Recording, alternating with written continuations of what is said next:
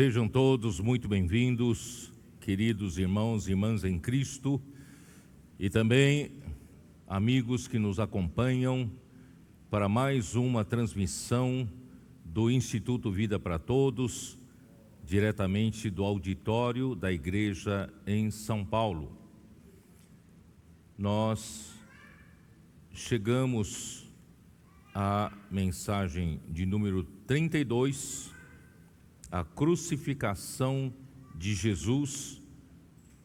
A leitura bíblica é Mateus 27, de 1 até 56. Estou muito contente, muito alegre, primeiro pelo momento tão especial que a igreja se encontra.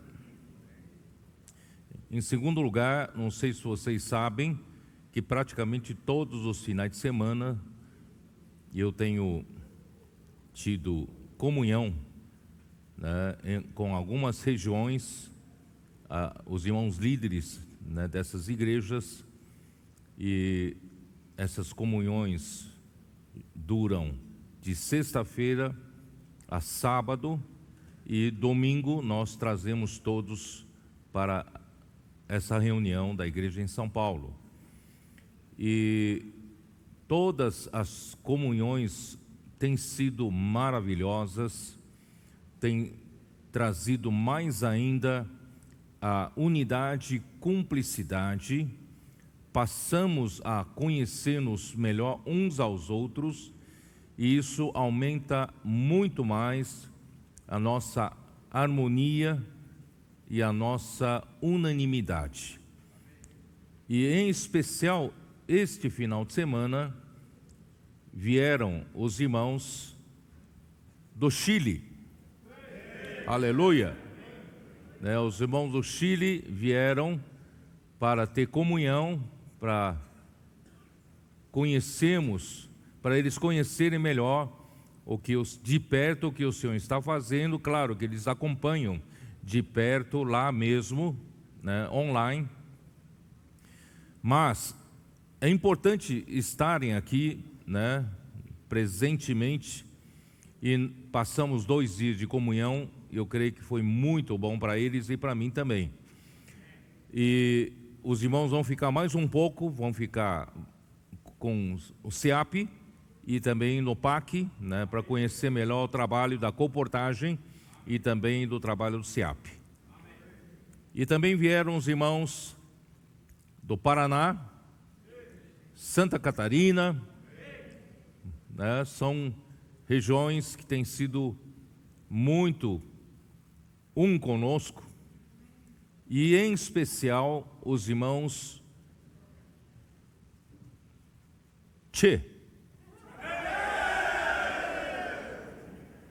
não entenderam nada, é do Rio Grande do Sul.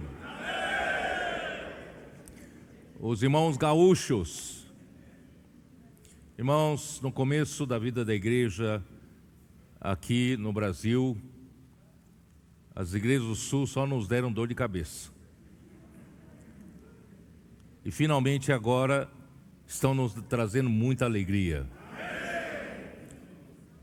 Está surgindo no meio deles, irmãos, com uma força vital tão grande. Alguns deles são comportores dinâmicos, mas muitos deles têm trabalho secular.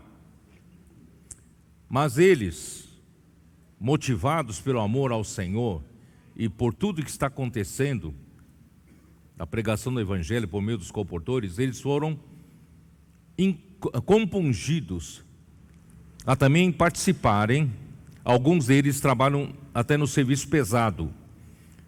Chegam em casa depois de 12 horas de trabalho, tomam banho, tomam café, pega a esposa e os filhos e saem para fazer comportagem. E ouvindo o testemunho deles, irmãos, tem sido para mim um bálsamo. Ouvir a entrega deles. Foi uma coisa maravilhosa a comunhão desse final de semana. Eu não posso acreditar, irmãos, que todas as comunhões de todos os finais de semana foram muito boas, mas o Senhor nos coroou nessa comunhão do final de semana justamente com os gaúchos, os brutos, machões. Essa comunhão, irmão, foi de uma doçura. Acreditem, foi de uma doçura impressionante. Ó Senhor Jesus. Esses irmãos ontem de manhã, porque ontem de manhã, todo sábado de manhã, eu tenho uma live com o PAC, com os comportores. Não tenho como fazer comunhão com eles. Eles aproveitaram, ouviram a live e saíram para a comportagem. Levaram os irmãos do Chile, né, juntamente com os de Paraná, Santa Catarina.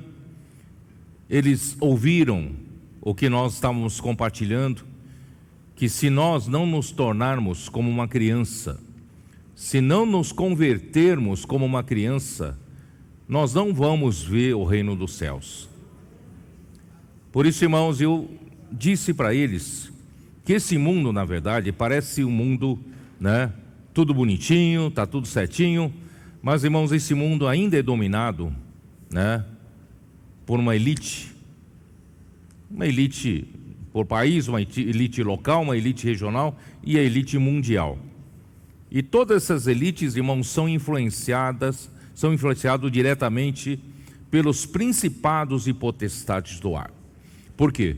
Porque o governo humano já surgiu por um princípio de ficarem independentes de Deus. O homem declara a independência de Deus, dizendo que nós não precisamos ter temor de Deus, de que o homem consegue se virar sozinho, consegue obter o seu próprio sustento, pode obter, né, a sua própria segurança e também o seu próprio entretenimento para o prazer do homem. E assim surgiram, né, os governos humanos, começando por Nimrod, que fez a primeira cidade de Babel, e assim se estendeu por toda a terra. Então, o princípio do governo humano, irmãos, é um governo, por isso que muitos estados se declaram laico. Então, é um afastamento de Deus, né? Embora no meio desse tempo houve todas as nações, principalmente as ocidentais, tiveram muita influência da lei que Deus deu para o povo de Israel, e essa lei serviu de base também para muitos, né, direitos de muitos países ocidentais. Mas hoje os governos humanos, sob influência dos principados e potestades, estão procurando remover essa influência de Deus, a influência da lei de Deus. A tendência, irmãos, cada vez mais é varrer da humanidade qualquer, né, pensamento com relação a Deus, com relação à moralidade, à ética, né, ainda regida pelas leis de Deus, para que o homem viva sem Deus, sem lei, para o homem da iniquidade surgir. Por isso, irmãos, inconscientemente, nós estamos vivendo numa sociedade em que a elite define as ordens sociais, políticas, né, econômicas, e criam regras, né, para nossa melhor convivência social. Isso é bom, não estou falando contra isso, mas podem ter certeza, irmãos, que a direção que isso vai e cada vez mais se afastar de Deus, cada vez mais se afastar da palavra de Deus, da Bíblia de Deus, da Bíblia e das leis de Deus. E, irmãos, pouco a pouco, as nossas outras gerações vão sofrendo essa influência, vão tirando o conceito da lei de Deus da cabeça deles e também, né, do conceito de Deus, propriamente dito. E vai chegar um momento, irmãos, que vai surgir o anticristo, que ele é contra tudo que se chama Deus e tudo que se relaciona, né, qualquer objeto que se relaciona a Deus. Irmãos, é isso que está acontecendo. Nós, na verdade, adultos, nem sabemos o que está acontecendo com as nossas crianças. Na educação, na escola, na mídia, elas estão sendo influenciadas já, né, por meio dessa dessa nova ordem que vai se instalando sutilmente entre nós, como aquela rã que é colocada numa panela com água fria, e a rã está confortavelmente na água fria, só que vai esquentando a água lentamente, e quando chegar o momento de perceber que a água já está fervendo, já será tarde para sair da panela. Por isso, irmãos, não vamos ficar limitados, né, por esse mundo, pela ordem desse mundo. Eu não estou pregando aqui desordem, não estou pregando para nós irmos contra as regras sociais, não estou pregando isso, por favor, não me entendam mal. Mas, se nós queremos pregar o Evangelho, se nós queremos salvar as multidões que estão aflitas, exaustas, que estão como ovelhas que não têm pastor, irmãos, nós temos que sermos sensíveis à voz de Deus para resgatar as pessoas, não é? Então não podemos nos limitar pelas regras, não podemos limitar, né, pelas restrições que os homens impõem, mas antes, irmãos, cabe salvar vidas em primeiro lugar. Por exemplo, se tem uma regra numa lagoa com a placa grande expressamente proibido nadar nessa lagoa, e de repente alguém cai nessas águas e está se afogando, pedindo ajuda, pedindo socorro, você vai dizer: eu não posso entrar na água porque está nessa placa expressamente proibido nadar, não vou poder entrar e salvar essa pessoa. Irmão, muitas pessoas nas ruas estão gritando por socorro, estão aí ao seu lado, aparentemente bem vestidos, mas estão pedindo socorro. Irmãos, nós não podemos endurecer nosso coração, vamos quebrar as regras nesse sentido, não é? Vamos pregar o Evangelho. Aí ontem de manhã esses irmãos saíram desse jeito. De manhã eles desfrutaram, vamos sair para fazer comportagem, pregar o Evangelho. Eles falam: hoje nós vamos sair diferentes, nós vamos sair sem peso, né, da comportagem, não queremos ficar amarrados, né? Nós queremos ficar soltos, com leveza do Espírito, nós queremos sair, né, alegres, flutuando. E eles fizeram isso, eles contagiaram as pessoas com a alegria deles. Eu falei para os irmãos do PAC, precisamos aprender com eles desse jeito, sai leve. Fica pesado com aquele compromisso, tem que bater meta, tem que, né, fazer comportagem. Não, vamos sair leves, flutuando. Vivemos no céu, somos somos um povo do reino do céu, regidos pela regra do céu, o céu que governa sobre nós. Irmãos, graças a Deus, muitos foram salvos, muitos foram resgatados, muitos ganharam um livro na mão para que eles pudessem conhecer mais a fundo o Evangelho do Reino. Por isso, irmãos, é uma nova, eu não diria uma nova modalidade, mas, irmãos, é a nova maneira de se praticar a comportagem dinâmica. Podemos fazer isso.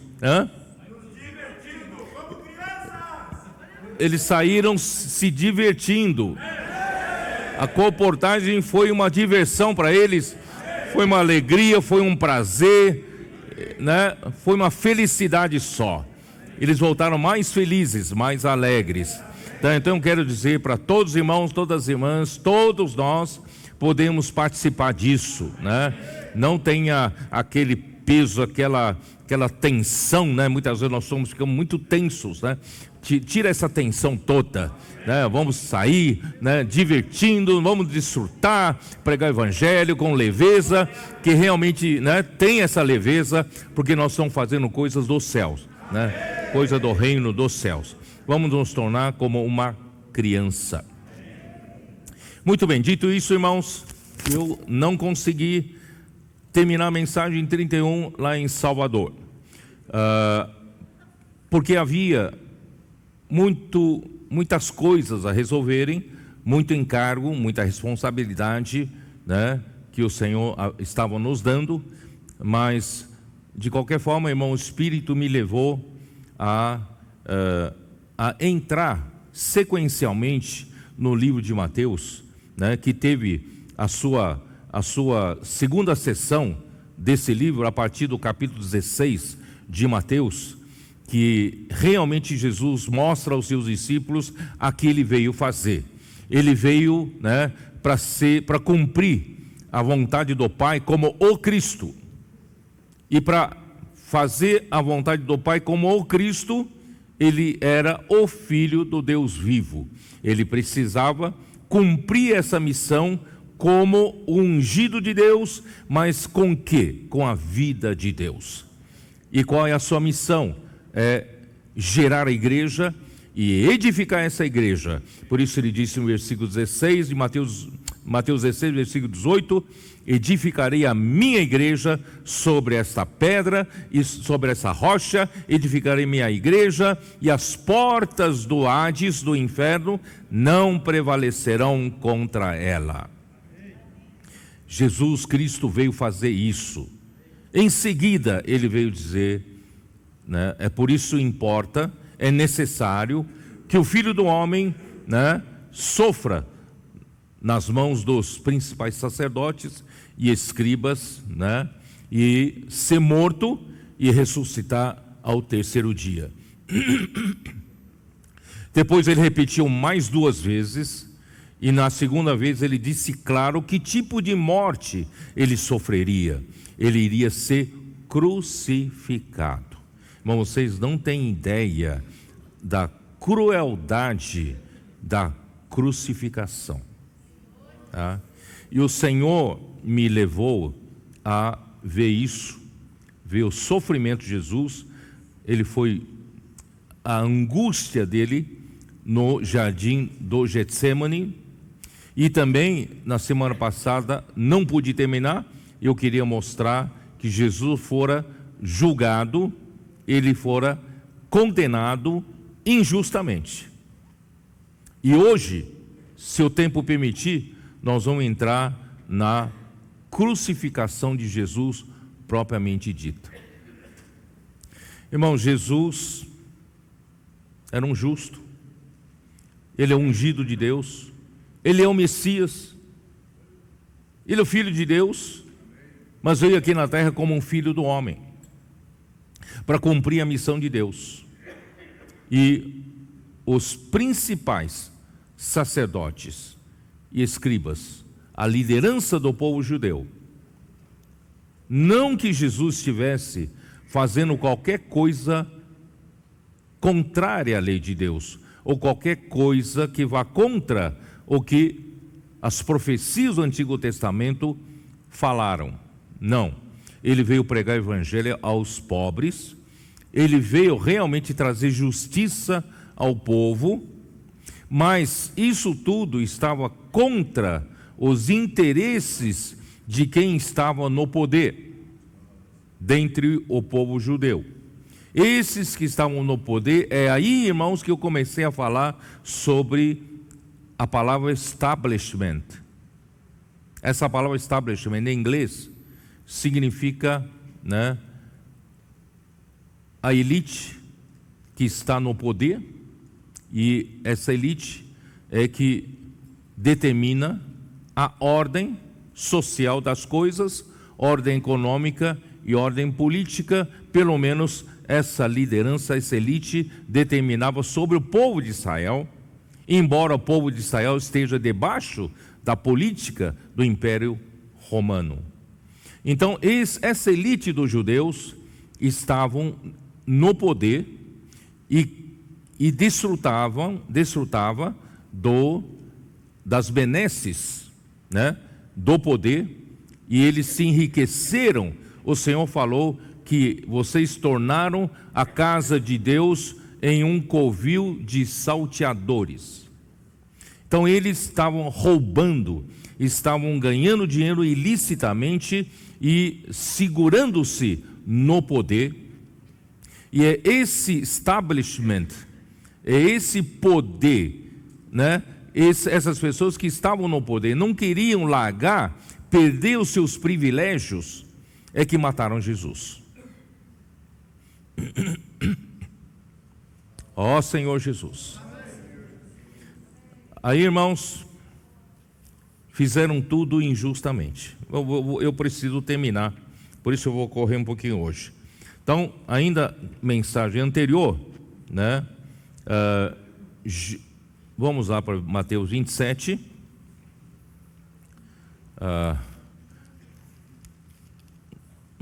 Eu estou ainda no Mateus 26, perdão. Mateus 26, vocês se lembram da última palavra que Jesus disse enquanto ainda estavam no jardim de Getsêmani, no versículo 46. Levantai-vos, pois, eis que o traidor se aproxima.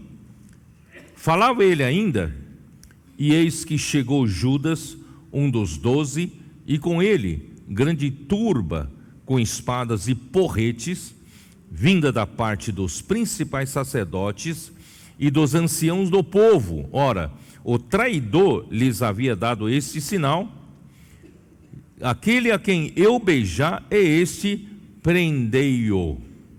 Irmãos, Jesus nunca fez mal a ninguém. Ele só curou as enfermidades, as doenças. Ele pregou o evangelho, não é isso? Trouxe refrigério ao povo sofrido.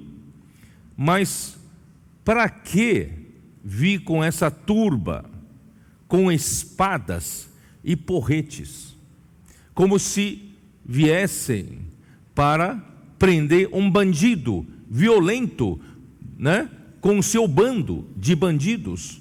Não, eles vieram prender a Jesus com espadas, porretes.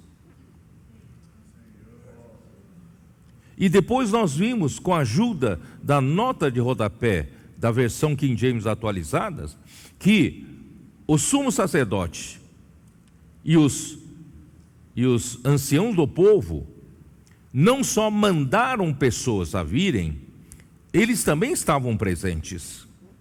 E eles vieram não só, né, com os funcionários, vamos dizer assim, com os servidores do tribunal do Sinédrio. Sinédrio era o tribunal superior, né, da justiça dentre o povo, e havia os funcionários que eles trouxeram para prender a Jesus.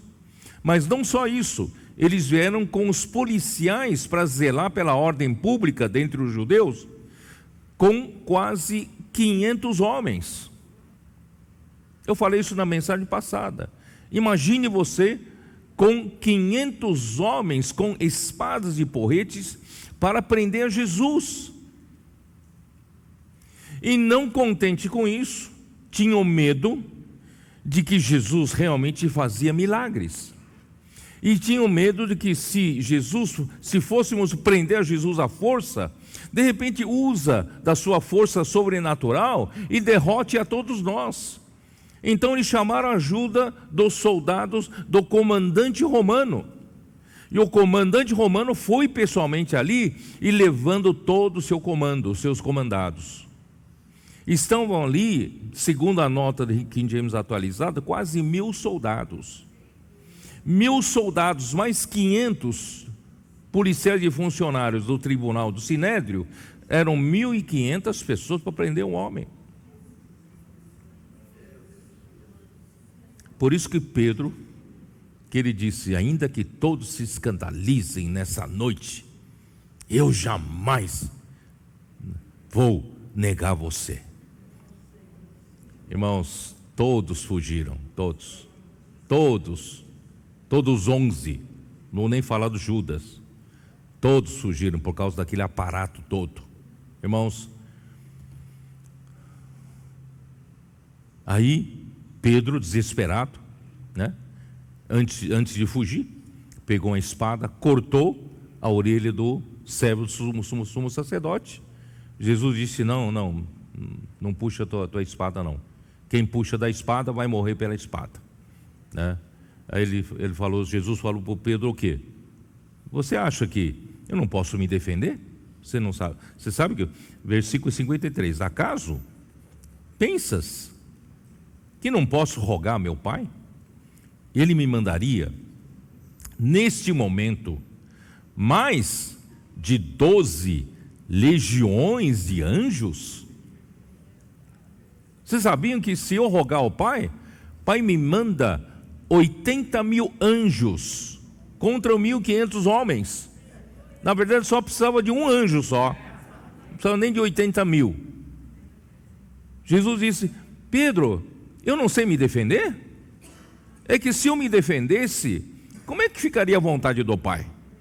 Como ficaria nós hoje, irmãos? Por isso no versículo 54 diz assim: como pois se cumpririam as Escrituras, segundo as quais assim deve suceder? Ó Senhor Jesus, naquele momento disse Jesus às multidões: saístes com espadas e porretes para prender-me, como a um salteador. Todos os dias no templo eu me assentava convosco ensinando, e não me prendestes. Tudo isso, porém, aconteceu para que se cumprissem as Escrituras dos profetas. Então os discípulos todos deixaram-o, fugiram. Nesse momento, irmão, não tem um herói. Nesse momento não tem um machão, né? A gauchada toda foi embora, né? Ó Senhor Jesus.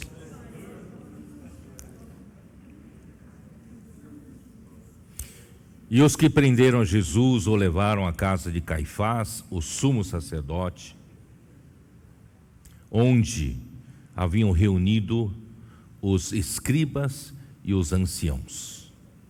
Mas Pedro o seguia de longe até o pátio do sumo sacerdote, e tendo entrado, assentou-se entre os serventuários para ver o fim. Ele estava ali acompanhando de longe. Ora, os principais sacerdotes e todo o sinédrio procuravam algum testemunho falso contra Jesus, a fim de o condenarem à morte. E não acharam, apesar de se terem apresentado muitas testemunhas falsas.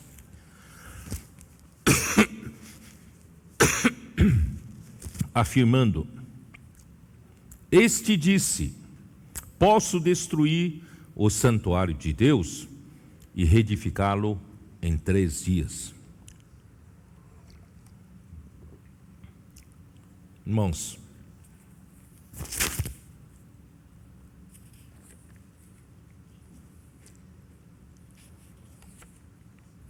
eu vou dizer o seguinte: vou ler aqui o que eu preparei aqui. Jesus é julgado perante o sinédrio e condenado injustamente. O julgamento de Jesus foi injusto, ilícito, por vários motivos, principalmente por ter ocorrido durante a noite e com testemunhas e acusações forjadas, contrariando as leis judaicas. Deuteronômio 19, versículo 15, como diz? Deus foi muito enfático em dizer a respeito de dar testemunho falso, né? Então, Deuteronômio 18, versículo 15, como diz?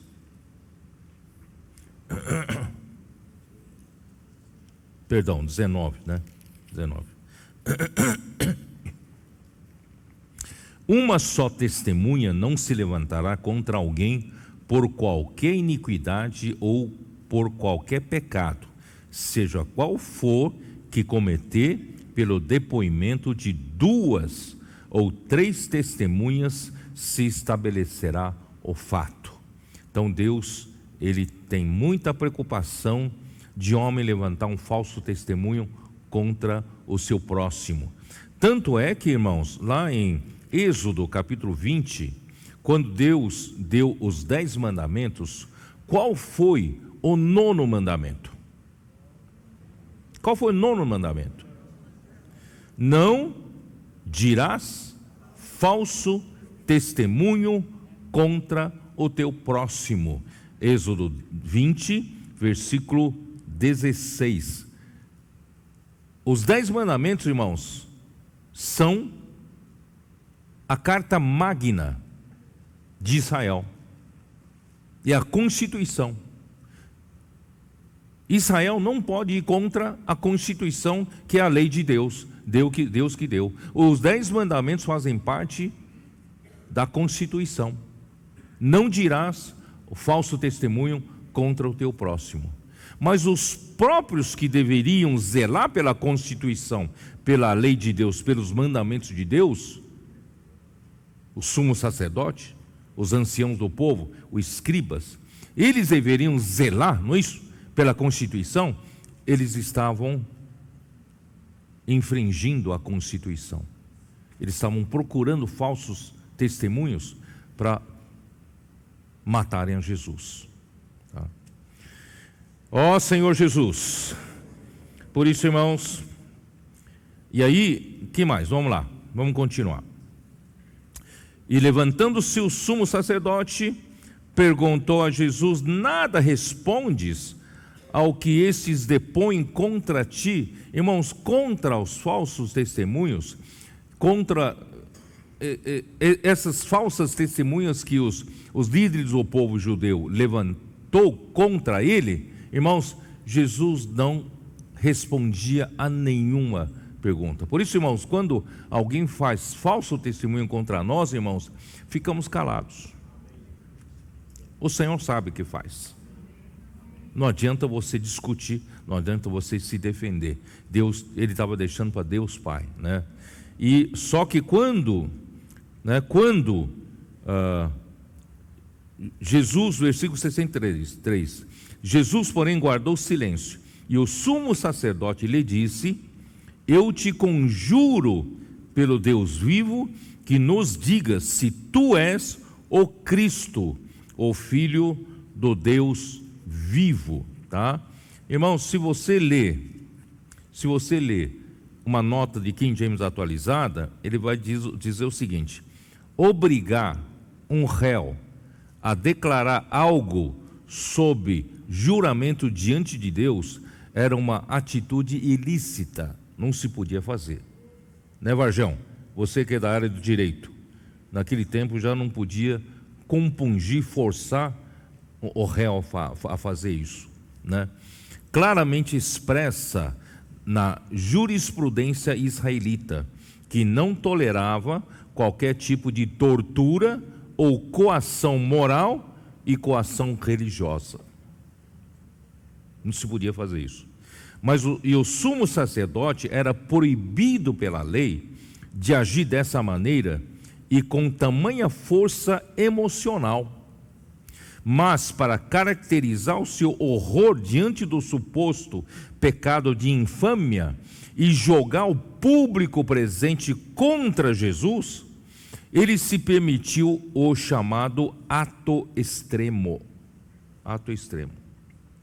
Então, irmãos, ele forçou a Jesus, coagiu a Jesus, né? Então me diga, tu és o Cristo, o Filho do Deus vivo. Sabe o que diz, Filho de Deus? O que Deus diz? O que Jesus disse? Respondeu-lhe Jesus: tu o disseste.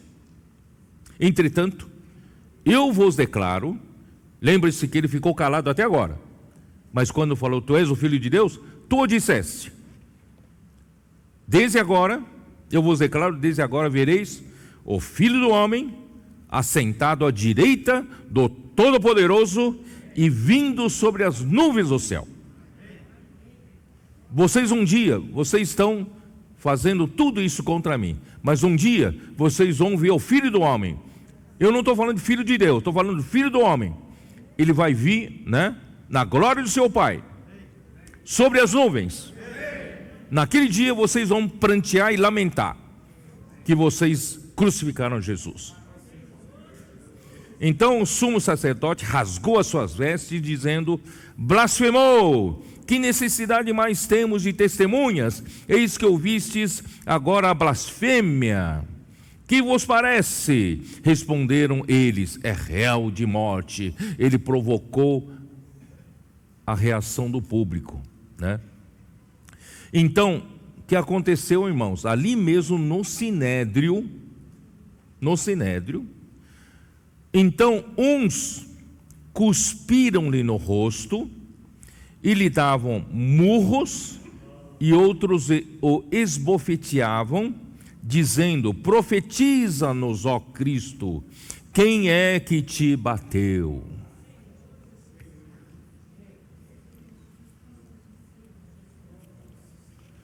Ó Senhor Jesus.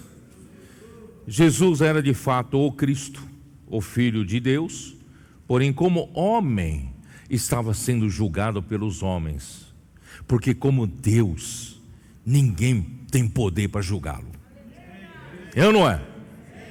Se Jesus dissesse: eu sou filho de Deus, ninguém tinha condições de julgá-lo. Ele estava ali sendo julgado injustamente, porque ele estava na posição de homem. Sou filho do homem. Mas esse filho do homem vai vir na glória do seu Pai. Senhor Jesus.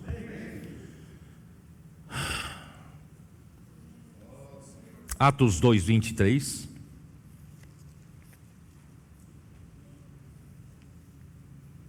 Sendo esse entregue pelo determinado desígnio e presciência de Deus. Quer dizer, se Deus não tivesse entregue a vocês, líderes judeus, vocês não teriam mínima condição de julgá-lo e nem de condená-lo. É ou não é? Deus permitiu, porque estava dentro do desígnio de Deus, dentro da presciência de Deus. Vocês não têm esse poder de matar esse homem.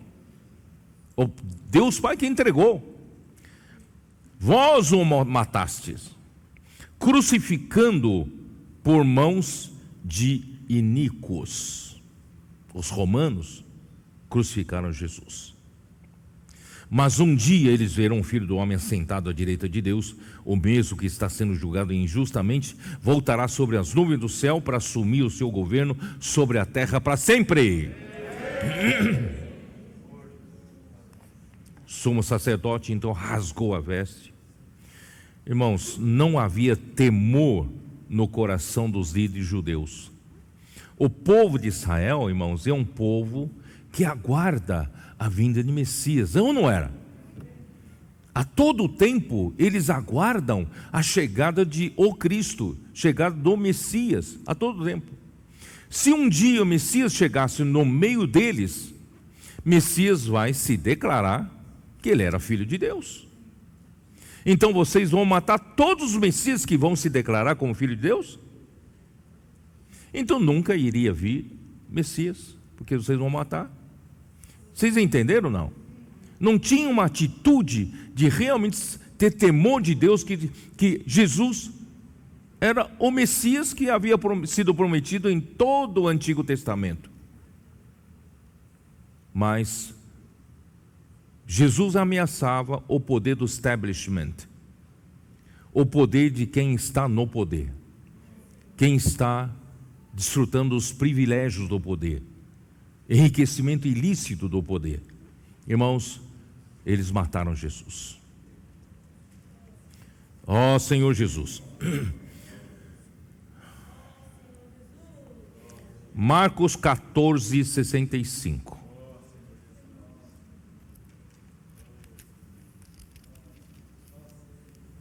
Eu só estou sendo fiel ao Senhor que me pediu para descrever isso para vocês. Então, que o Espírito fala com vocês, né? Marcos 14:65. Puseram-se alguns a cuspir nele, a cobrir-lhe o rosto, cobriram o rosto de Jesus e dar-lhe murros, e a dizer: profetiza. E os guardas o tomaram a bofetadas. Você sabe qual a diferença entre murro e bofetadas? Murro é soco, né? dá murro de punho fechado. Bofetada, irmãos, é mão aberta, dá tapas. Você levou um tapa de um guarda? Não. Espero que você nunca tenha sido um delinquente, né? E não queira levar um tapa de um guarda, tá? Jesus levou muitos murros, levou muitas bofetadas. Ó Senhor Jesus. E cuspir. Vocês sabem que às vezes o sofrimento, às vezes não sempre, o sofrimento psicológico é muito maior que o sofrimento físico. É?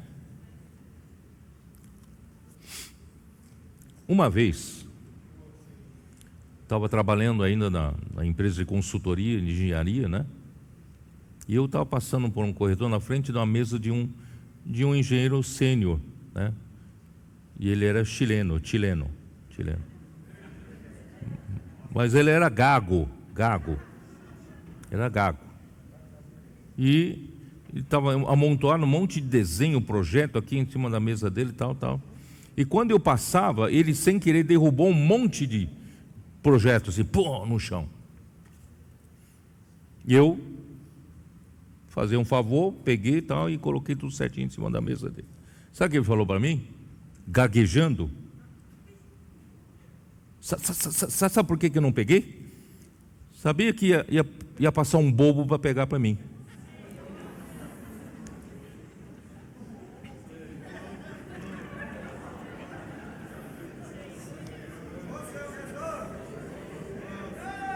Mas não tô falando mal de todo chileno não, tá?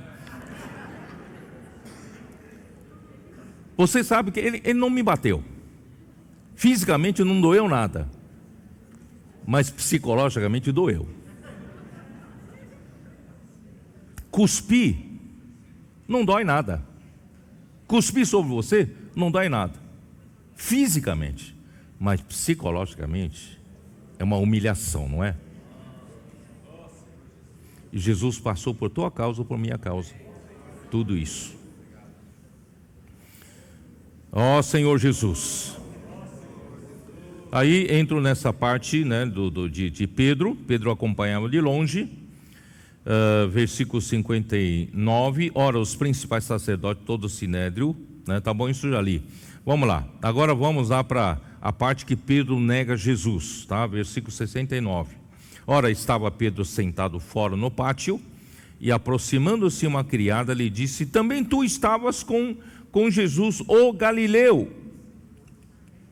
Sabe por que as pessoas reconheciam Jesus como Galileu, e Pedro também como Galileu? Por causa do sotaque. Tinha um sotaque galileu. Vocês entenderam? Você é um deles, você estava com Jesus o Galileu, você tem um sotaque de um galileu, né? Então, Pedro, né, ele era facilmente identificado pelos habitantes de Jerusalém. É a mesma coisa que os irmãos de Piracicaba chegam aqui em São Paulo, né? Opa, esse aqui é de Piracicaba, né?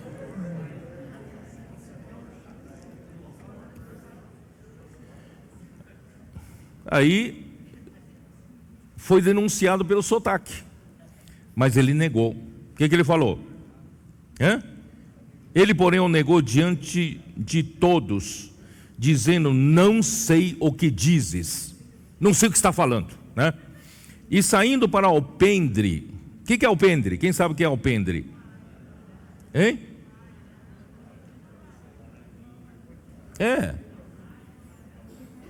É uma varanda, mas é uma varanda à entrada do portão, tá? Então ele saiu para o portão, saiu para o alpendre do portão, né? E aí foi visto por uma outra criada, a qual disse aos que ali estavam: esse também estava com Jesus, o Nazareno. E ele negou outra vez com juramento: não conheço tal homem. Logo depois, aproximaram-se os que ali estavam, disseram a Pedro: verdadeiramente és também um deles, porque o teu modo de falar o denuncia. Pamonha de Piracicaba, né? Você denuncia, seu sotaque denuncia você, né? Então começou ele a praguejar e a jurar: não conheço esse homem. E imediatamente cantou o galo. Ó Senhor Jesus. Então Pedro se lembrou da palavra que Jesus dissera: antes que o galo cante, tu me negarás 3 vezes. E saíram dali, chorou amargamente. Como está em outros registros? Ó Senhor Jesus. Pode negócio desse, irmãos? Pode negócio de negar Jesus desse jeito? Ó Senhor Jesus.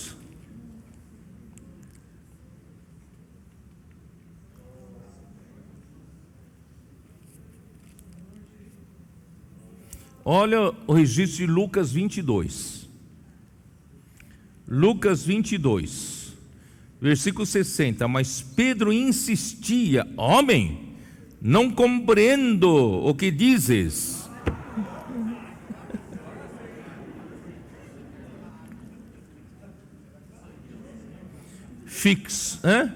E logo estando ele ainda a falar, cantou galo. Então, voltando-se o Senhor, fixou os olhos em Pedro.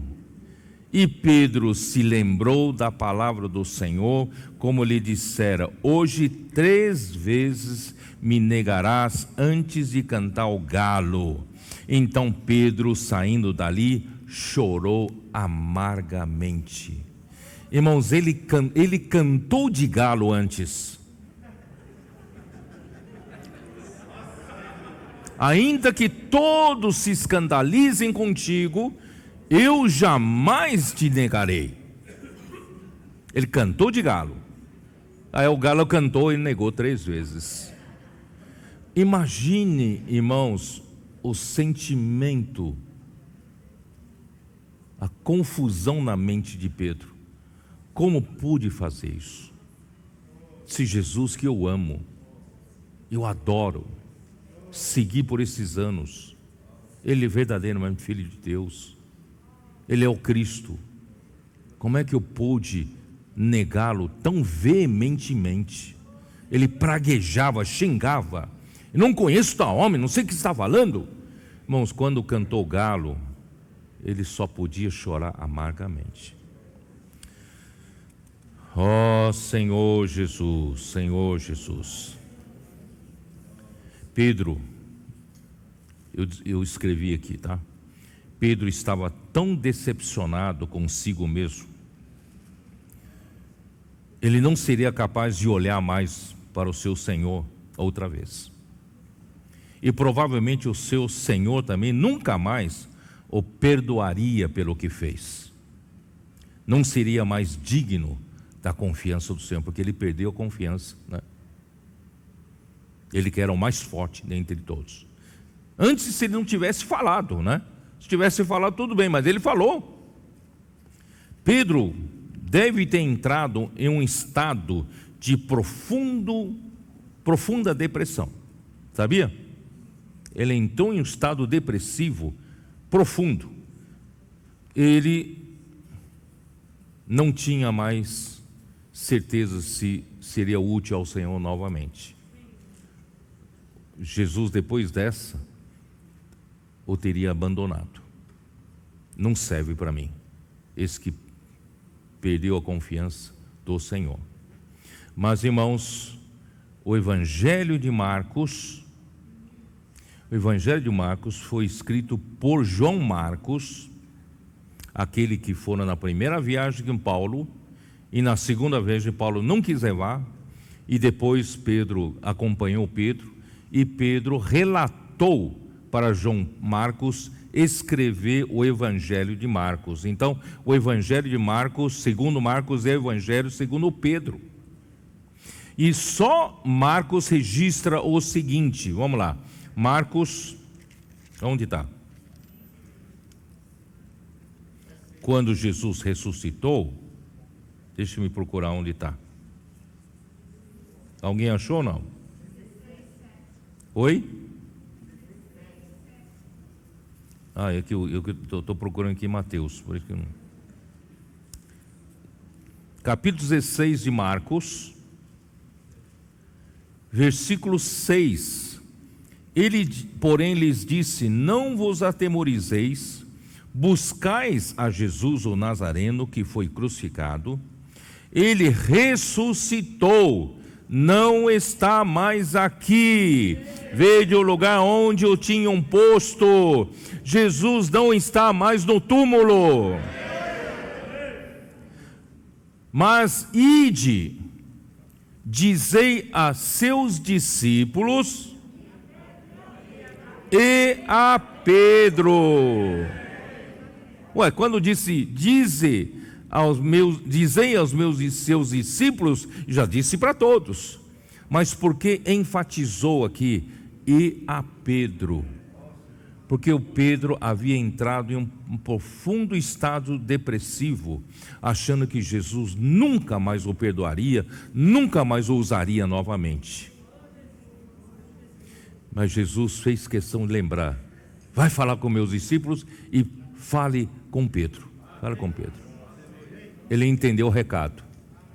Jesus o queria de novo. Por isso, irmãos, quero encorajar você. Se você até hoje tem vivido nesse estado, embora você, quando se converteu, queria servir o Senhor, né, com fervor, você era fervoroso e tal, mas depois a vida te apagou, não é isso? A preocupação da vida, as necessidades da vida, fez com que você vivesse de uma maneira apática, uma vida, né, sem sentido. Mas um dia, pode ser hoje. Hoje é dia 12 de junho de 2022. Quem estava aqui no dia 6 de dezembro de 2020? Quando o Senhor nos deu uma luz maravilhosa sobre a diferença entre estágio e estado. E essa palavra deu esperança para todos terem chance de serem vencedores. Não importa se você está maduro ou não está maduro. Se você, quando o Senhor voltar, estiver fazendo assim, pregando o evangelho, cuidando das pessoas, fazendo comportagem, né, edificando a igreja, você será vencedor. Nesse dia muitos foram libertados. Vocês acreditam? Quem participou daquela reunião sabe do que eu estou falando. Tem um irmão especial aqui, ó. Hein? Ariel. Esse irmão de São Luís Gonzaga.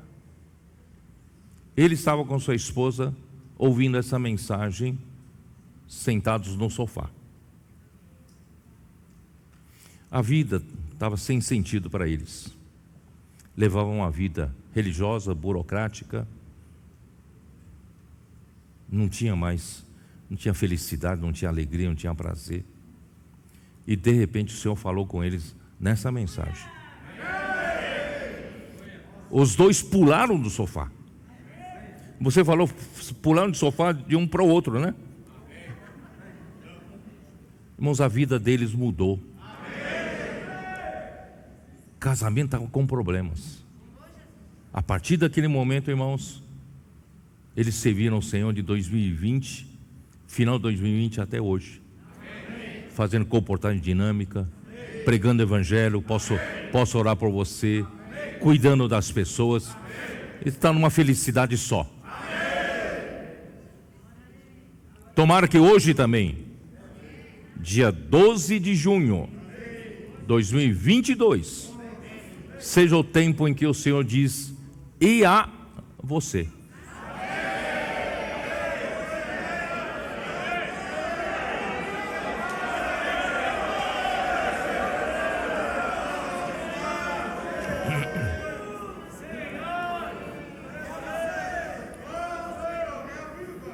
Vamos servir ao Senhor. Nunca é tarde. Se você está levando a sua vida cristã, a sua vida da igreja em banho-maria, casamento está difícil, tudo está difícil, sobrecarregado, cansado, vinde a mim, tomai o meu jugo. Que jugo é do Senhor? Sai para pregar o evangelho. Na verdade, não precisa sair. Viva a sua vida cotidiana. Se daqui a pouco você vai tomar um lanche em algum lugar, pessoa que te atender, posso orar por você? Você vai pôr combustível no carro? Frentista? Ou de quem está passando o cartão? Posso orar por você? Moça, essa deve ser a nossa vida. E quando você faz assim, você vai ver o resultado, você vai ver o fruto, você vai viver feliz. Aí você aprende a fazer comportagem. Você não é um comportador dinâmico, mas você pode deixar, posso orar por você e deixar um livro na mão das pessoas. Você sabe que livro faz muita diferença? Um livro na mão das pessoas faz muita diferença. E você também pode, irmã, você pode ser da rede das conectadas, né? As irmãs, eu acho que vocês precisam ser um pouquinho mais corajosas. Encontrar pessoas nas ruas, balconistas das lojas, né? Todo lugar, vocês deviam ser um pouco mais corajosos em incluir mais pessoas dia a dia na rede das conectadas. Nós temos um grupo de cuidado. Você não quer ser cuidada, não? Eu quero fazer parte, já põe. Irmãos, isso é tomar jugo do Senhor. Os homens de oração estão fazendo isso. É fácil incluir essas pessoas. Você faz um contato durante o dia. Nós temos um grupo de homens de oração. Você quer participar? Geralmente as pessoas falam, eu quero participar. Quando não, alguém vem perguntar, de que igreja você é? Eu estou procurando uma igreja para reunir, porque ele vê alguma coisa diferente em você. Por isso, irmãos, vamos tomar o jugo do Senhor. O seu casamento vai se restaurar. A sua família vai ter mais alegria. E a sua vida será uma vida feliz. Amém? Então vou entrar na mensagem de hoje. 27. Mateus 27. Ao romper o dia, todos os principais sacerdotes e os anciãos do povo entraram em conselho contra Jesus para o matarem, e amarrando, ó Senhor Jesus, e amarrando-o, entregaram ao governador Pilatos. Eu vou falar disso aqui ligando no versículo 11, tá? Mas antes, eu vou falar um pouco do suicídio de Judas, tá? Então Judas, o que o traiu, vendo que Jesus fora condenado, tocado de remorso, devolveu as 30 moedas de prata aos principais sacerdotes, aos anciãos, dizendo, pequei traindo sangue inocente. Eles, porém, responderam, que tenho? Que nos importa? Isso é contigo. Se você traiu sangue inocente, você que leva o castigo, né? E os principais sacerdotes, tomando as moedas, disseram, não é lícito deitá-las no cofre das ofertas, porque é preço de sangue. E tendo deliberado, compraram com elas o campo do oleiro para cemitério de forasteiros. Por isso aquele campo tem sido chamado até o dia de hoje campo de sangue. Então se cumpriu o que foi dito por intermédio do profeta Jeremias. Tomaram as 30 moedas de prata, preço em que foi estimado aquele a quem alguns dos filhos de Israel avaliaram, e deram pelo campo do oleiro, assim como me ordenou o Senhor. 30 moedas de prata no Antigo Testamento era a indenização que Deus mandou o povo de Israel fazer se o seu boi chifrar algum escravo ou escrava do vizinho e matar. Então ele deveria indenizar pelo preço de um escravo, que são 30 moedas de prata.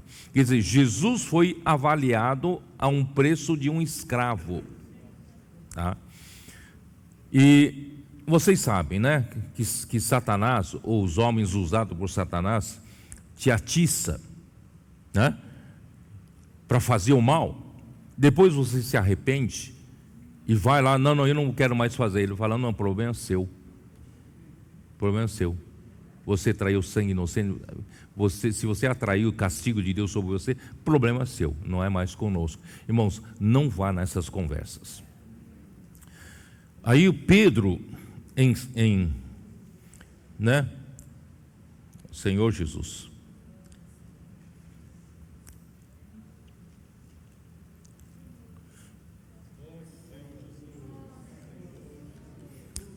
Dá uma olhada em Salmo 69. Salmo 69, versículo 25. Fique deserta a sua morada, e não haja quem habite as suas tendas. E Salmo 109, né?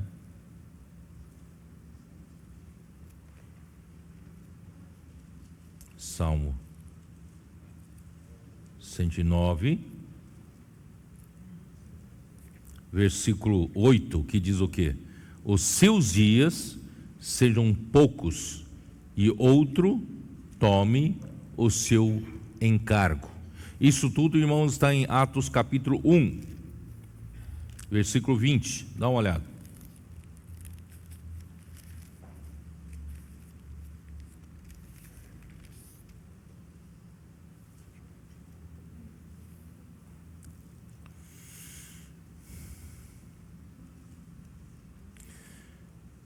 Versículo 16, vou ler a partir do versículo 16. Irmãos, convinha que se cumprisse a escritura que o Espírito Santo proferiu anteriormente por boca de Davi acerca de Judas, que foi o guia daqueles que prenderam a Jesus, porque ele era contado entre nós e teve parte neste ministério. Irmão, é uma pena aquele que fez parte desse ministério ter traído a Jesus, né?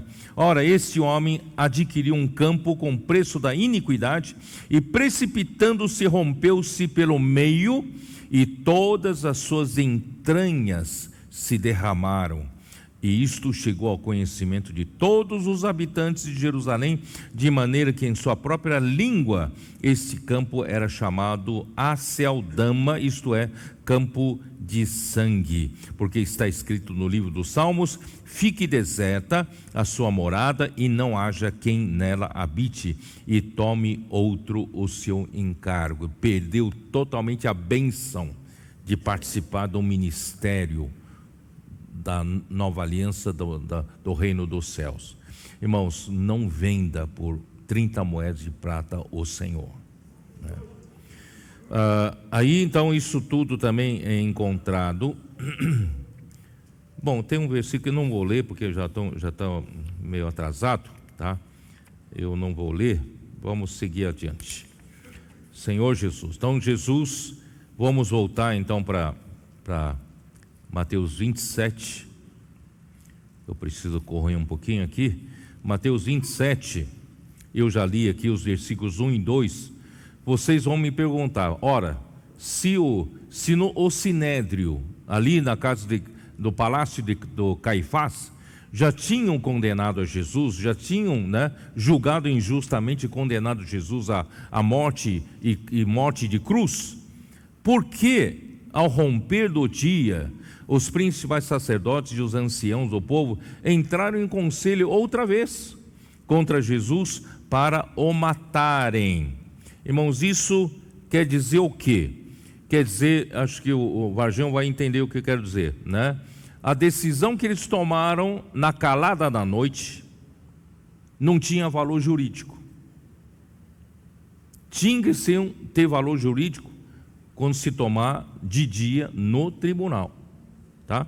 Então, a decisão tomada durante a noite não tinha valor jurídico, por isso formaram outro conselho ao romper do dia para oficializarem a acusação de traição perante a autoridade civil, que é para os romanos, né? Com o fim de matar Jesus. O que eles fizeram? Amarraram a Jesus e o entregaram ao governador Pilatos. É isso que está falando no versículo 2. E amarrando-o, levaram-no e o entregaram ao governador Pilatos.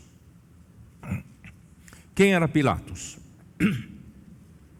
Pilatos era procurador romano na Judéia, na Palestina, tá? Ele era representante do Tibério César. Ele governou ali entre ano 26 depois de Cristo até ano 35 depois de Cristo. E pouco depois de haver entregado injustamente o Senhor Jesus para ser crucificado, seu governo acabou abruptamente.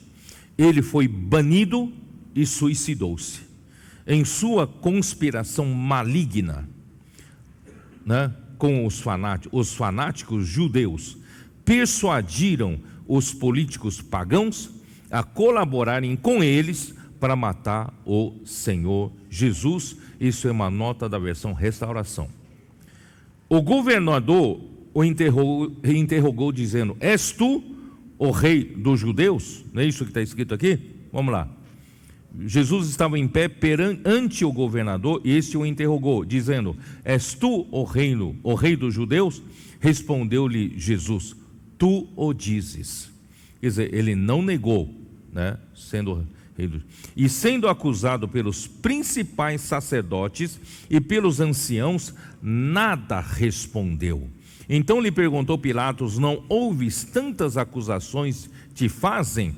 Jesus não respondeu nem uma palavra, vendo com isto a admirar-se grandemente o governador. Quer dizer, o governador, ele ficou extremamente admirado por Jesus não se defender perante as acusações falsas dos principais sacerdotes. Então, irmãos, a acusação dos judeus contra Jesus, a autoridade civil, que é a Pilatos, era a acusação de traição a César.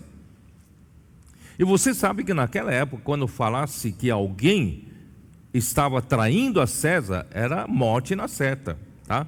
Então eles queriam aproveitar, né, os romanos para matarem a Jesus, tá? Então isso era algo muito incriminador para os romanos, capaz de condenar qualquer cidadão, né, à sentença de morte. Então, no relato segundo João, nós temos mais detalhes. Dá uma olhada em João 18. Ó Senhor Jesus. João 18, versículo 28. Dá uma olhada.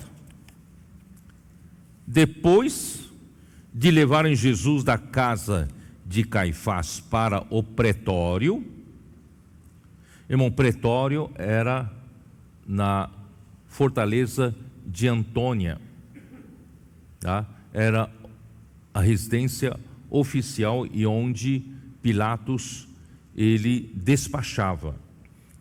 Quando ele mora em Cesareia, mas quando ele vinha para Jerusalém, ele ficava na fortaleza de Antônia, e ali era pretório, ali Jesus foi julgado, tá?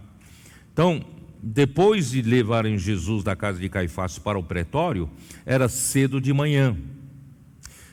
Eles não entraram no pretório, quer dizer, o sumo sacerdote não entraram no pretório para não se contaminarem, para poderem comer a Páscoa, porque naquele dia ainda era dia da Páscoa, ainda era sexta-feira, tá?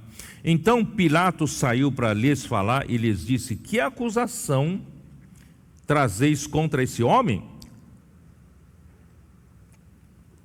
Olha só, responderam-lhe: se este não fosse malfeitor, não te entregaríamos. Quer dizer, eles trouxeram Jesus como um bandido. Se esse não fosse bandido, não teríamos entregado a ele a você. Replicou-lhe, pois, Pilatos: tomai-os vós outros e julgai segundo a vossa lei. Responderam-lhe os judeus: a nós não é lícito matar ninguém, isto é, nós queremos matá-lo, para que se cumprisse a palavra de Jesus, significando o modo porque havia de morrer. Irmão, não é triste isso? É triste isso? Ó Senhor Jesus. Então Pilatos interroga Jesus a partir do versículo 33. Tornou Pilatos a entrar no pretório, chamou a Jesus e perguntou-lhe: és tu o rei dos judeus? Respondeu Jesus: vem de ti mesmo esta pergunta? Ou to disseram outros a meu respeito?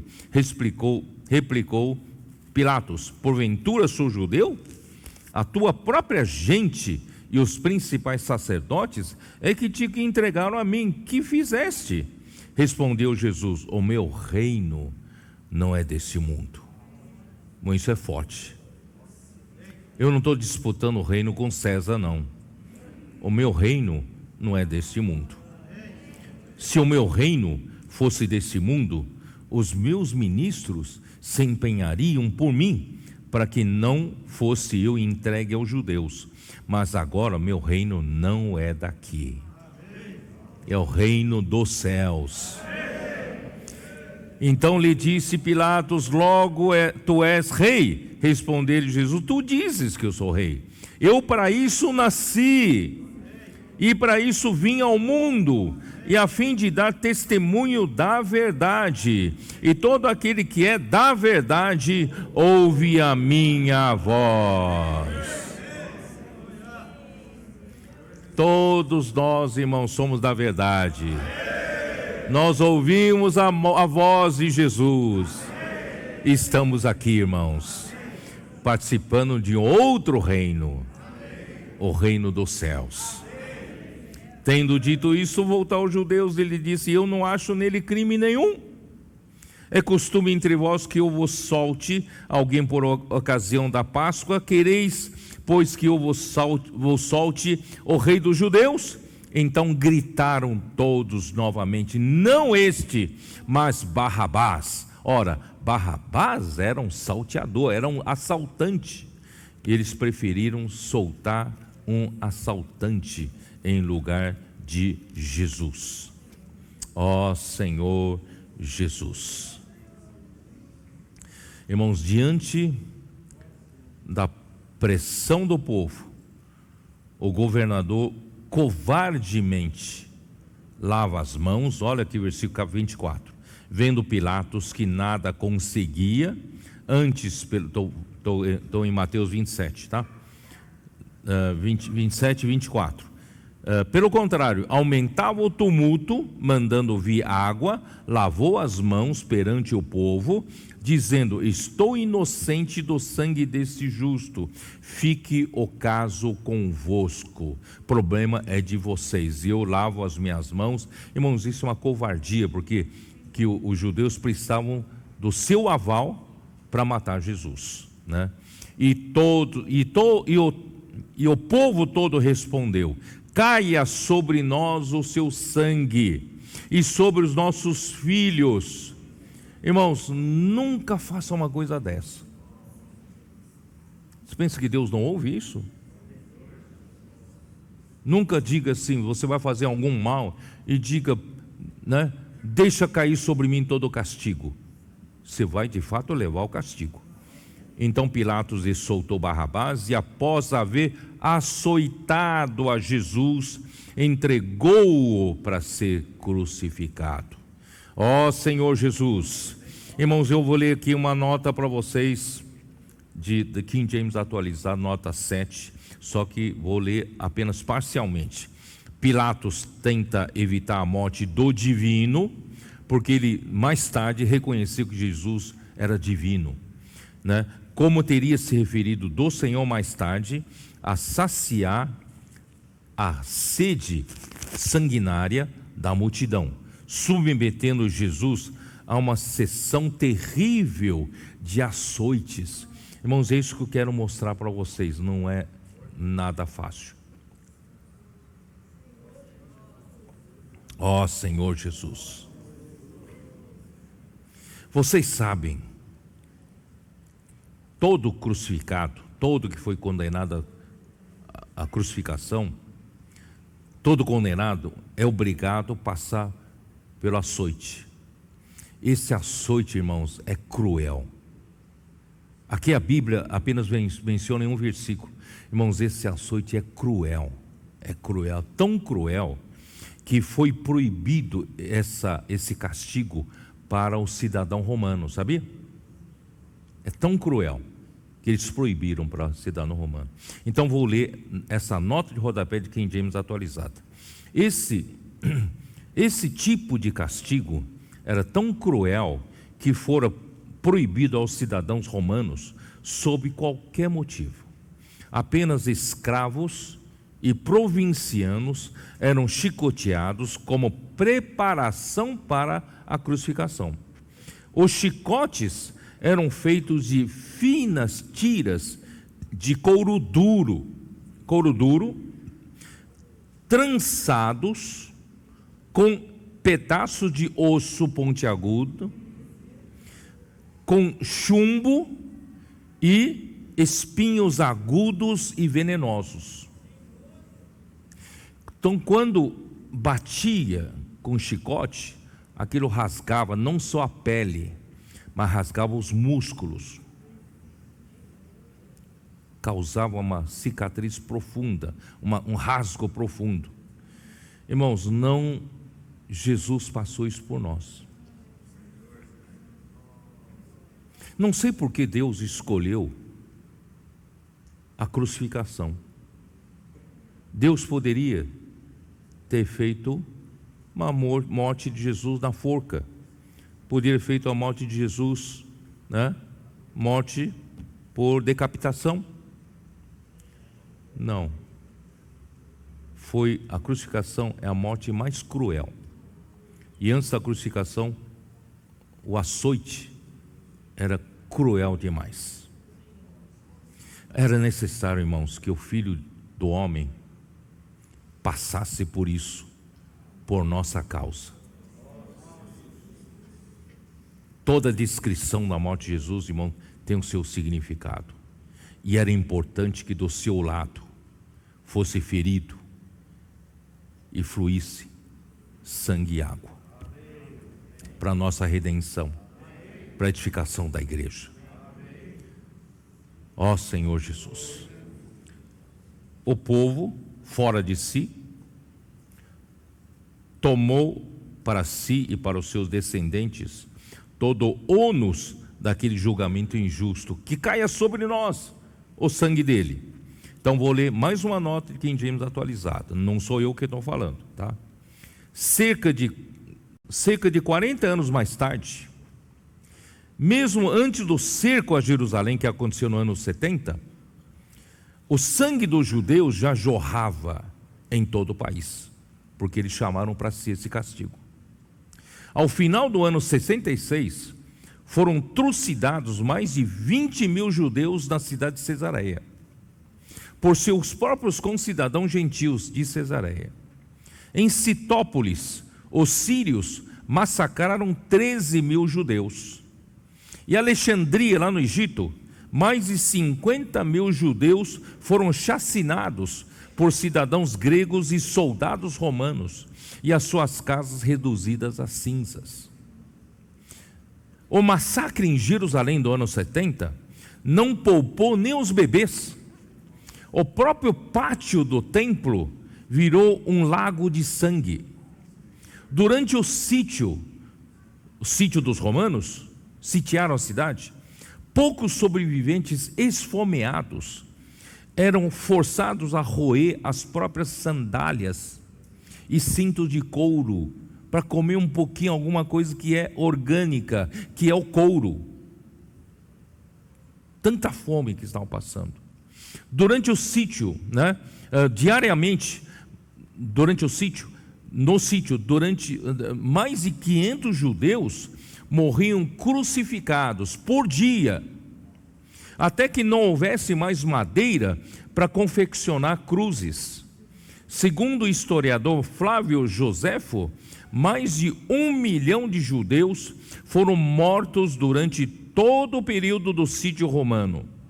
Cerca de 97 mil jovens judeus que sobreviveram foram vendidos como escravos, alguns transformados em gladiadores, outros morreram na arena do anfiteatro lutando contra animais ferozes. Irmãos, isso é tudo consequência quando eles gritaram: caia sobre nós o sangue desse homem.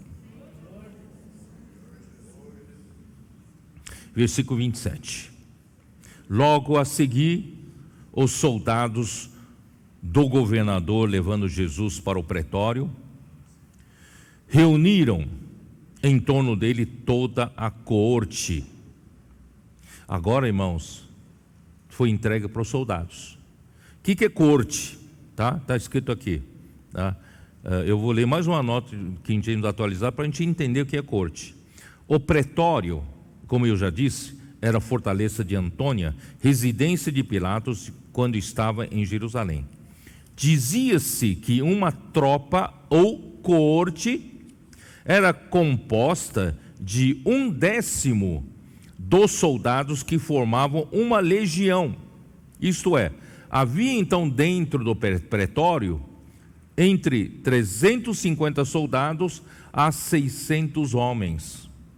Então esses 300 e pouco a 600 homens passaram a zombar de Jesus, tá? Os soldados, né, está aqui, ó. O que eles fizeram? Reuniram-se em torno dele, né? Despojando-o das vestes, cobriram-no com um manto escarlate, para dizendo que ele é o rei, zombando que ele é o rei dos judeus, né? Tecendo uma coroa de espinhos, puseram-lhe na cabeça e na mão direita um caniço, e ajoelhando-se diante dele, o escarneciam, dizendo: salve, rei dos judeus! E cuspiram nele, tomaram um caniço e davam-lhe com ele na cabeça. Depois de o terem escarnecido, despiram-lhe o manto e o vestiram com as suas próprias vestes, e em seguida o levaram para ser crucificado.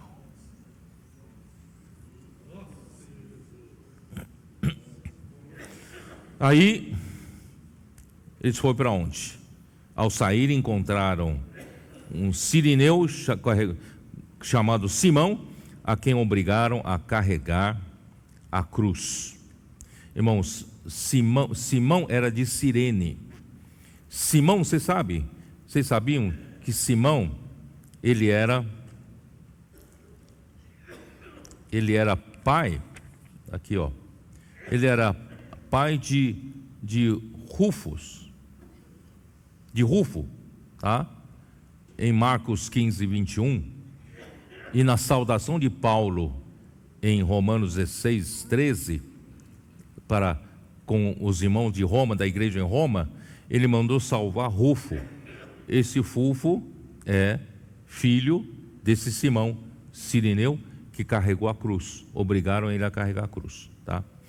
Então, aí Jesus, versículo 33, e chegando a um lugar chamado Gólgota, que significa lugar da caveira, deram-lhe a beber vinho com fel, mas ele provando não quis beber.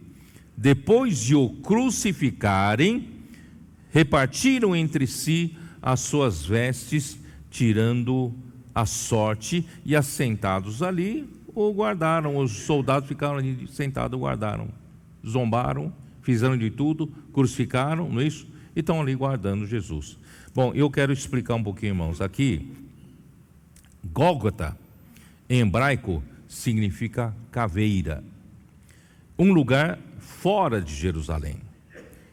Por que em português nós chamamos de Calvário?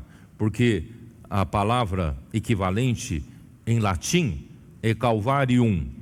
Então, em português chamamos de Calvário, que é Gólgota, um lugar que é a caveira.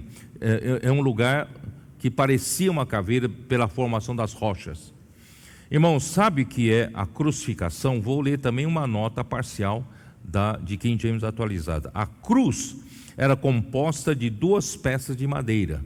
Uma peça vertical, que se chamava em latim de staticulum, vertical, tá? Uma peça vertical, e a outra horizontal, que era chamada de antena. Aí vem a nossa palavra antena, é a peça horizontal, antena, tá? E na primeira peça vertical, mais ou menos ao centro, era fixado um pino de madeira, uma cavilha, um pino de madeira no meio, chamado de como chifre, sobre o qual o crucificado ficava montado. Sentava em cima de um pino de madeira. Você imagina todo o corpo naquele pino, todo o peso do corpo naquele pino. Os crucificados, irmãos, segundo a nota que James atualizada, viviam em média cerca de 12 horas. A febre, que logo se manifestava, causava um tipo de sede ardente. A crescente inflamação das feridas nas costas, porque eu falei dos açoites, né? Feridas nas costas, e nas mãos e nos pés, o ataque dos insetos e aves carniceiras que se aproximavam devido ao odor de sangue e dos excrementos, assim como a pressão do fluxo sanguíneo sobre a cabeça, sobre o pulmão e sobre o coração, e o inchaço de todas as veias, provocavam a mais horrível agonia e dor. Cícero dizia: a crucificação é o mais cruel e terrível dos castigos. A execução tinha de ocorrer fora da cidade, por causa dessa cena toda. Em Levítico 24:14, como um sinal da exclusão da sociedade humana. Hebreus 13:12. Dá uma olhada. Hebreus 13:12. Senhor Jesus. Hebreus 13:12 diz assim: por isso foi que também Jesus, para santificar o povo, o que ele fez? Santificar o povo pelo seu próprio sangue, sofreu fora da porta. Fora da porta.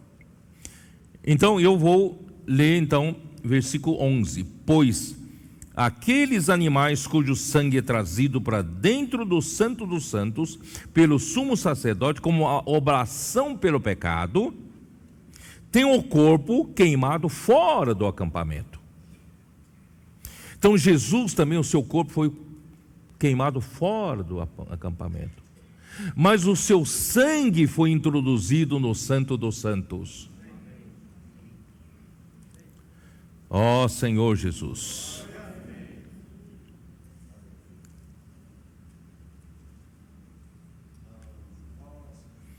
Saiamos, pois, a Ele, fora do arraial, levando o seu vitupério. Na verdade, não temos aqui, irmãos, cidade permanente, mas buscamos a que há de vir. Essa morte e ressurreição, irmãos, o seu sangue foi introduzido, o sangue do Santo dos Santos, e abriu-se uma porta, ó Senhor Jesus, entre santo lugar ao Santo dos Santos, né? Eu vou continuar dizendo, a morte de Jesus, irmãos, e Jesus, enquanto era crucificado, as pessoas passavam ali, eram transeuntes, passavam e zombavam dele, né? E blasfemavam contra ele. Assim os principais sacerdotes, escribas também, e os anciãos passavam e zombavam dele. Até os ladrões que foram crucificados junto com ele, né? Então a morte de Jesus foi crucificado na hora terceira. Isso não está em Mateus 27, mas ele está em Marcos 15, versículo 25. Dá uma olhada, Marcos 15, versículo 25. O que é a hora terceira? Marcos 15, 25. Era a hora terceira quando o crucificaram. A hora terceira, irmãos, é contado a partir do raiar do dia. Às 6 da manhã, a hora terceira é às 9. Ele foi crucificado às 9 da manhã. Tá? Aí, irmãos, vamos voltar para Mateus 27, versículo 45. Desde a hora sexta até a hora nona, houve trevas sobre toda a terra. Então, irmãos, ele foi crucificado a hora terceira, às 9 da manhã. Mas a hora sexta, que hora que é? Meio-dia, às 12. Então, das 12 até às 15. Ele foi crucificado às 9 da manhã. Aí das 12 às 15, então são 6 horas ao todo. Das 12 às 15, o que? Houve trevas sobre toda a terra. E por volta da hora nona, clamou Jesus em alta voz, dizendo: Eli, Eli, lama sabachthani. Dizendo, o que quer dizer? Deus meu, por que me desamparaste? Por que me abandonaste? Irmãos, esse era um dos piores sofrimentos dele. Jesus nunca teve experiência da ausência do Pai. E agora, pela primeira vez, Deus o abandonou. Você sabe por que Deus o abandonou? Sabe por quê? 2 Coríntios 5, dá uma olhada, 2 Coríntios 5, versículo 21.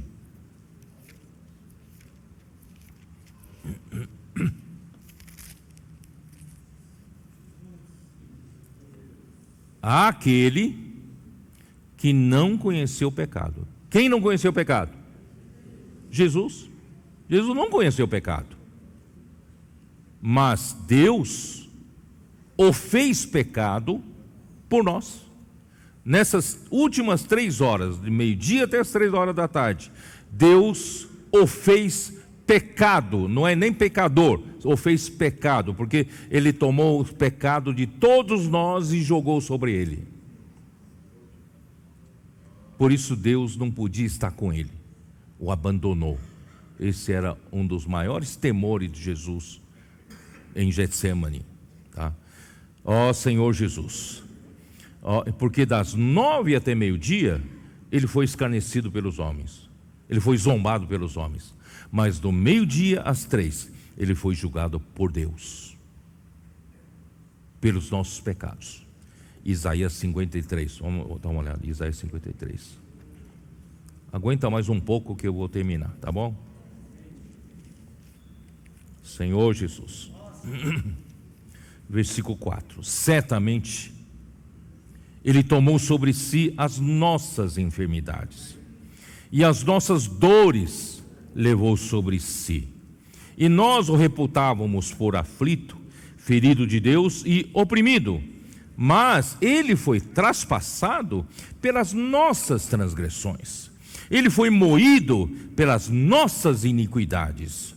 O castigo que nos traz a paz estava sobre Ele, e pelas suas pisaduras fomos sarados. Todos nós andávamos desgarrados como ovelhas, cada um se desviava pelo caminho, mas o Senhor fez cair sobre Ele a iniquidade de nós todos. Ele foi oprimido, foi humilhado, mas não abriu a boca. Como o cordeiro foi levado ao matadouro, e como ovelha muda perante os seus tosqueadores, Ele não abriu a boca. Por juízo opressor foi arrebatado, e de sua linhagem quem dera cogitou, porquanto foi cortado da terra dos viventes, por causa da transgressão do meu povo foi Ele ferido. Designaram-lhe a sepultura com os perversos, mas com o rico esteve na sua morte, posto que nunca fez injustiça, nem dolo algum se achou em sua boca. Todavia ao Senhor agradou moê-lo, fazendo-o enfermar, quando der Ele a sua alma como oferta pelo pecado. E verá a sua posteridade, e prolongará os seus dias, e a vontade do Senhor prosperará nas suas mãos. Ele verá o fruto do seu penoso trabalho, de sua alma, e ficará satisfeito. E o meu servo, o justo, com seu conhecimento, justificará a muitos, porque a iniquidade deles levará sobre si. Ó Senhor Jesus,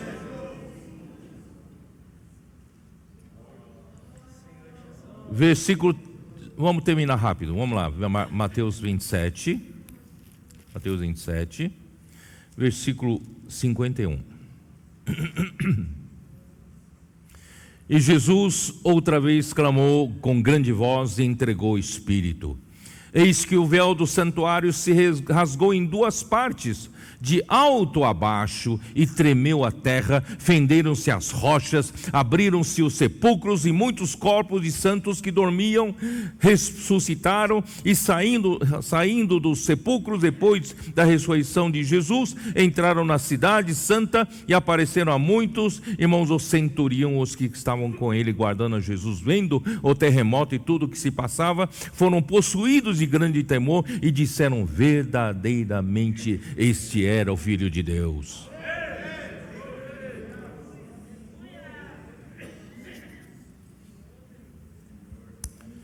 Ó Senhor Jesus, o véu se rasgou por Deus, porque é do alto a baixo. Ninguém consegue rasgar lá de cima, porque era alto. Irmãos, Deus rasgou o véu do alto a baixo, o véu que separava o santo do santo lugar. Irmãos, graças a Deus, hoje nós podemos entrar no santo dos santos.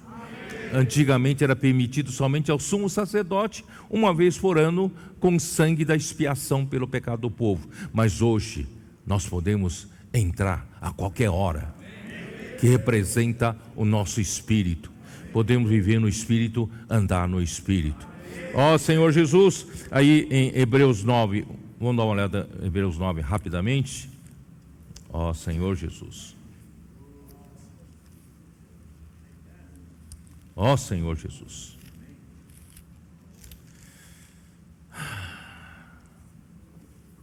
Versículo 11: quando veio Cristo como sumo sacerdote dos bens já realizados, mediante o maior e mais perfeito, tabernáculo, não feito por mãos, isto é, não dessa geração, não por meio de sangue, bodes e bezerro, mas pelo seu próprio sangue, entrou no santo dos santos uma vez por todas, tendo obtido a eterna redenção. Ó Senhor Jesus, aí, portanto, se o sangue de bodes e de touros e a cinza de uma novilha aspergidos sobre contaminados os santificam, quanto à purificação da carne, muito mais o sangue de Cristo, que pelo Espírito eterno a si mesmo se ofereceu sem mácula a Deus, purificará a nossa consciência de obras mortas para servirmos a Deus vivo.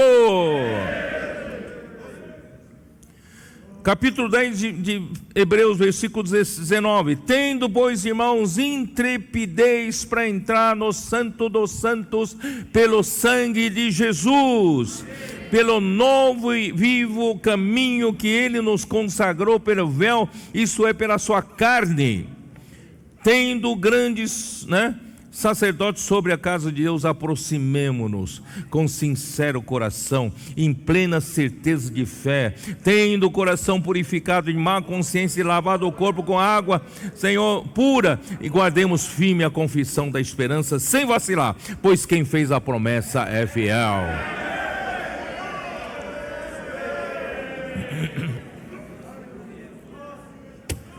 Tem mais uma coisa que eu falaria, vamos deixar para outra mensagem.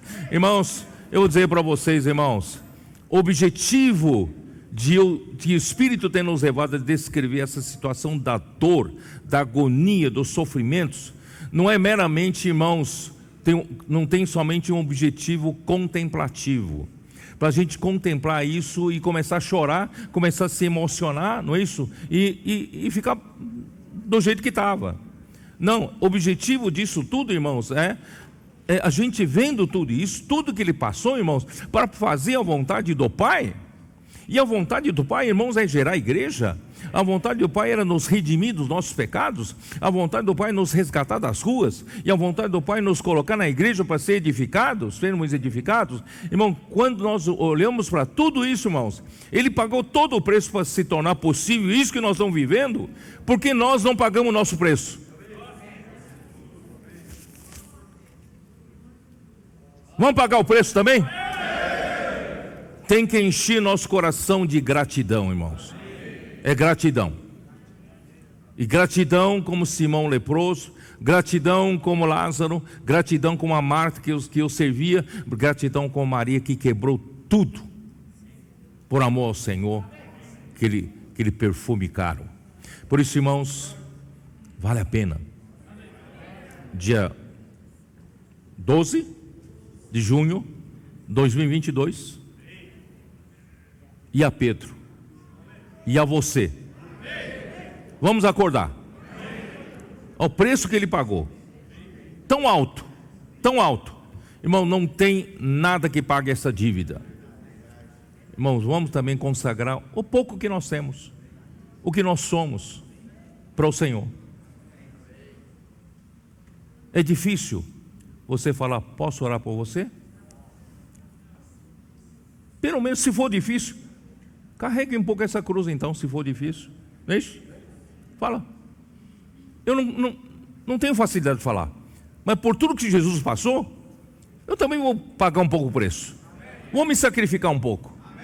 Não é do meu jeito, não é do meu feitio, tudo bem, mas eu vou também pagar o preço. Posso orar por você? Você vai ver a alegria que vai vir. Faça a comportagem, não precisa ter medo não. Deixa livre na mão das pessoas. Não precisa ter medo não, irmãos. Esse é o evangelho do reino que está sendo pregado. E vamos trazer nomes para contatos para serem cuidados. Mulheres conectadas, homens de oração. Vamos incluir os irmãos no serviço da igreja. Vamos edificar-nos junto com essas pessoas. Vamos trazer, irmãos, uma igreja edificada de Filadélfia, um ambiente de Betânia, de paz e shalom. Vamos dizer para o Senhor, finalmente, Senhor, o Senhor tem paz e repouso nesse lugar.